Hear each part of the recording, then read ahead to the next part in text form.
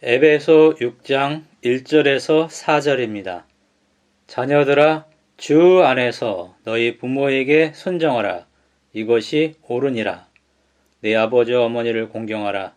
이것은 약속이 있는 첫 계명이니 이로써 내가 잘되고 땅에서 장수하리라.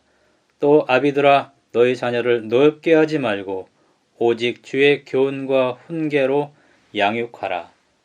부모 공경은 동서고금을 막론하고 만민이 반드시 지켜야 할 하늘의 법칙입니다. 4000년 전의 계명이나 예수님 시대의 말씀이나 오늘날의 교훈 어디서든지 내 부모에게 순종하라, 내 부모를 공경하라, 내 부모에게 효도하라 라고 가르칩니다. 우리 조상들은 효를 사람됨을 판단하는 기준으로 삼았습니다. 삼국시대의 학교들은 효경이 필수 과목이었습니다. 조선시대 이황은 효경을 배움의 입문으로 삼고 어버이를 섬기는 참된 마음으로 하늘을 섬기라고 하였습니다. 유교는 윤리적 차원을 말하지만 기독교는 효의 개념을 하나님께 둡니다. 효는 단순히 윤리의식이 아니라 하나님을 경외하는 마음에서 우러나와야 하는 것입니다. 오늘날 많은 자녀가 부모를 멸시하고 그들의 애원을 외면하고 그릇된 길로 나갑니다. 디모데후서 3장 1절에서 3절에서 말세의 징조가 나오는데 그 중에 하나가 부모를 거역하는 것입니다. 제주도 양로원에 계신 노인들의 50% 이상은 자녀들에게 버림받은 분들이라고 합니다. 효도잔치 한다고 제주도에 데려가서 남겨두고 온다고 합니다. 자식의 연락처를 모릅니다. 알아도 알려주지 않는다는 그런 이야기가 있습니다. 우리나라가 애완동물 인구 1000만 명 시대를 넘었습니다. 5명 중에 1명이 애완동물을 키웁니다. 애완동물 관련 산업시장이 연간 4조 원이라고 합니다. 미국에서는 2011년도에 애완동물을 키우는데 57조 원을 지출했다고 합니다. 2012년도 서울시 예산이 21조인 것을 고려한다면 이것은 엄청난 액수입니다. 애완동물의 천국이 아니라 노인들의 천국이 되어야만 합니다. 애완동물을 키우는 사람들이 그 정도만 부모에게 해주면은 우리나라는 노인들의 천국이 되지 않을까 싶습니다. 부모에 대한 자녀의 자세가 에베소 6장 1절에서 3절에 나옵니다. 부모를 공경하라. 이 공경하라 헬라어 티마오. 하나님을 공경하는 것에 사용된 단어입니다. 모든 사람, 특히 통치자를 공경하는 것에도 베드로전서 2장 17절에서 한번 사용이 되었습니다. 성경에서 부모는 친부모만을 의미하지는 않습니다.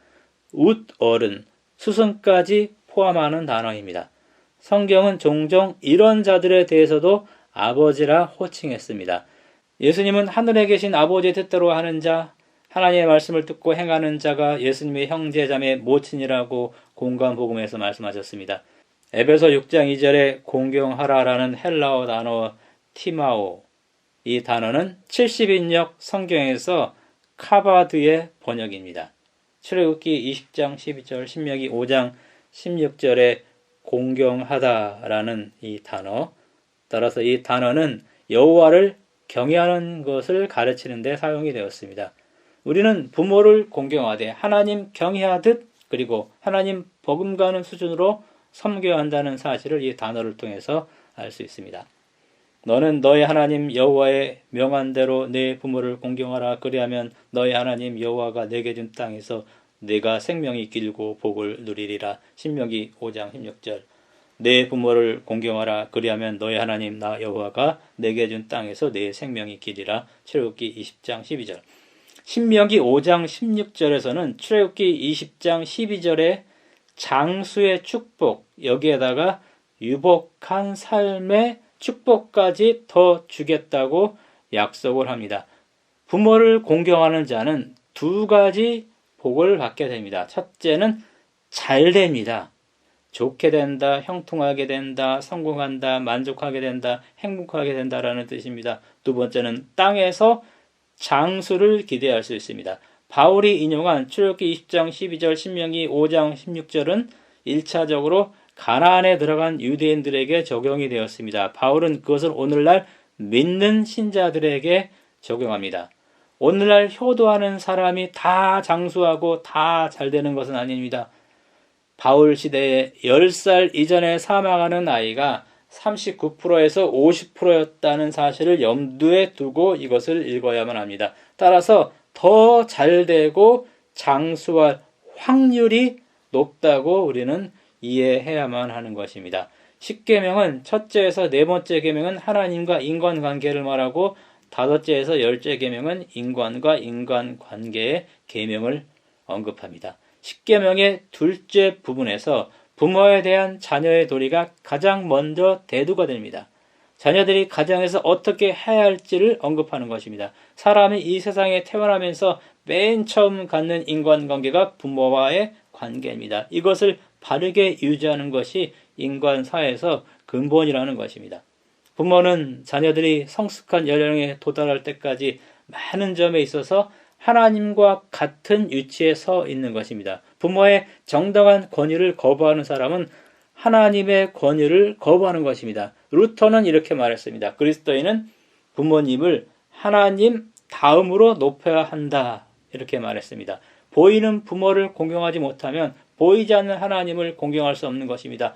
부모를 공경하지 않으면 잘 될 수 없다고 신명기 27장 16절에 말합니다. 선하고 충성된 자녀들이 말썽 부리는 아이들보다 장래 훌륭한 사람이 됩니다. 부모들이 자녀에게 쏟는 관심과 정성을 보면 그분들을 우리는 공경하지 않을 수 없습니다. 아이가 제일 먼저 배우는 말이 엄마라는 단어입니다. 아이가 밖에서 돌아와서 제일 먼저 찾는 사람이 엄마입니다. 그러나 커서는 그 엄마를 어떻게 대하는가요? 미국 27대 대통령 제이 가필드는 취임식 때 어머니를 단상까지 모셔와서 내가 대통령이 된 것은 순전히 여기 계시는 나의 어머니 덕분입니다 라면서 어머니를 높였습니다. 미국 16대 대통령 링컨도 후에 나의 오늘, 나의 희망, 이 모든 것이 다 천사와도 같은 나의 어머니 덕입니다 라고 고백했다고 합니다. 예수님은 바리새인들이 다섯째 계명을 회피한 것을 공경을 했습니다. 마가복음 7장 6절에서 13절에 나옵니다. 구약은 부모를 저주하면 저주를 받는다고 계속 여러 곳에서 경고하고 있습니다. 성경에 나타난 예수님의 33년의 지상 생애 중에서 예수님은 30년을 어떻게 보냈는가요? 누가복음 2장 51절에 보면은요. 예수님의 나이 12살에서 30살까지의 생애가 묘사가 되었죠. 예수께서 한 가지로 내려가사 나사렛에 이르러 순정하여 받으시더라. 예수님은 십자가에서도 어머니의 노를 제자에게 부탁한 것이 요한복음 19장 26절 27절에 나옵니다. 골로새 3장 20절에는 자녀들아 모든 일에 부모에게 순정하라 이렇게 말하죠. 이 표현의 의미는 효도는 순정입니다. 우리는 하나님 다음으로 부모를 공경하고 순정해야만 합니다. 자녀에게 하나님 다음은 부모입니다. 6장 1절에 주 안에서 순정하라라는 단서처럼 부모에게 순정하는 동기가 예수님에 대한 순정입니다. 잠언 23장 25절 내 부모를 즐겁게 하며 너 낳은 어머니를 기쁘게 하라라는 표현이 나옵니다. 순정하는 것 외에 어떻게 하면 어버이날에 부모를 기쁘게 해줄까요? 당시 세계에서는 자녀는 부모를 사랑하고 존경하고 노년까지 봉양하고 장사 지내고 사후 경애를 하는 것을 포함했습니다. 어버이날 선물에 대해서 부모에게 무엇을 받고 싶은가요? 물어봤습니다. 자녀들에게는 부모 선물로 무엇을 주고 싶은가요? 조사했습니다. 1위가 둘 다 현금이었다고 합니다. 그리스도인 부모는 자녀가 예수님 믿고 예수님 다음으로 부모에게 순종하는 것을 가장 기뻐할 것입니다. 자녀에 대한 부모의 자세가 에베소 6장 4절에 나옵니다. 부모들에게도 하나님 다음은 자녀입니다.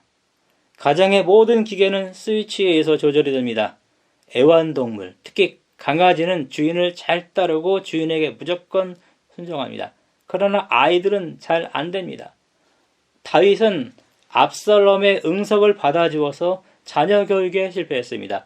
엘리도 두 아들 교육에 실패했습니다. 고향 라마에서 선지자 학교를 세우고 하나님 말씀으로 가르치고 기도에 힘쓰는 영적 지도자들을 양성했던 사무엘도 자기 자식 교육에는 실패했습니다. 이삭은 에서를 편애하고 리브가는 야곱을 편애하여 가정이 분리됩니다. 야곱도 요셉을 편애하여 일이 벌어집니다. 믿음 좋은 사람들이지만 자식 농사에는 실패한 사람들입니다. 하나님 다음인 자녀를 부모가 어떻게 해야 하는가요? 첫 번째 여기 4절에 나오죠. 부모가 자녀를 노엽게 하지 말아야 한다고 말합니다. 부모는 자녀를 분노케 하는 태도의 말, 그런 행동을 피해야 합니다. 정도 이상의 엄격한 훈련, 비합리적인 요구, 권리의 남용, 이것을 피해야 하는 것입니다. 부모는 아이를 경록케 하는 대신에 아이에게 용기를 줘야만 합니다. 부모는 아동의 인권을 보호하고 보장해 주어야만 합니다. 노인들의 천국뿐만 아니라 아이들의 천국이 되어야만 합니다. 필립 역은 이것을 이렇게 번역합니다. 아비들아 너희 자녀를 지나치게 교정하지 말라. 두 번째로 부모는 자녀에게 이렇게 해야만 합니다. 오직 주의 교양과 훈계로 양육하라고 4절 후반부에 말합니다. 그래서 자녀들이 하나님을 믿게 해야 하는 것이 부모들의 의무입니다. 하나님 다음은 부모이고 또 하나님 다음은 자녀입니다. 이 세상에서 자녀가 부모에게 할 수 있는 최고의 효도는 부모가 예수님을 믿도록 하는 것입니다. 이 세상에서 부모가 자녀에게 할 수 있는 최고의 교육은 자녀들이 예수님을 믿도록 하는 것입니다. 아주 오래전 일이었어요. 그날이 바로 어버이날 전날 5월 7일 저녁이었습니다. 제가 전화를 받았습니다. 어떤 남자가 울면서 자기 어머니가 막 돌아가시려 하니 빨리 와달라면서 을지병원 중환자실 누구누구이며 자기는 그분의 아들이라는 말을 저에게 했습니다. 저는 얼른 병원에 갔습니다. 15분 걸렸습니다. 근데 이미 돌아가셨습니다. 제가 도착하기 5분 전에 그 어머님이 돌아가셨습니다. 그러면서 어머니께서 돌아가시기 전에 그 아들로서 자기가 어머니에게 세례를 주게 해달라고 근처 사는 목사에게 전화를 했다면서 저에게 전화를 한 것입니다. 와주어서 감사하다는 말을 했습니다. 그러나 이미 늦었습니다. 살아있을 때 부모가 예수님을 믿게 해야만 합니다. 5째 계명은 언제나 지킬 수 있는 계명이 아니기 때문입니다. 살아있는 한 하나님을 우리는 섬길 수 있어요.